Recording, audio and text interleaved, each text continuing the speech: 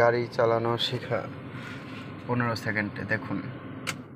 Start of, এই যে চাবির লাইন, এই যে চাবি দিলাম, গাড়ি স্টার্ট হলো। এটা হলো হ্যান্ড ব্রেক, এটা নামাইতে হয়। নামানোর পরে ডি,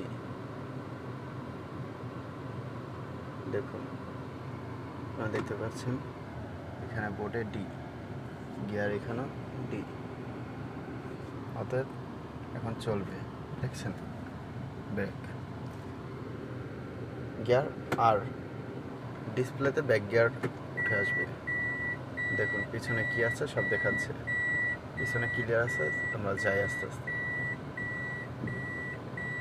দেখুন হয়ে গেছে, একদম সিম্পল।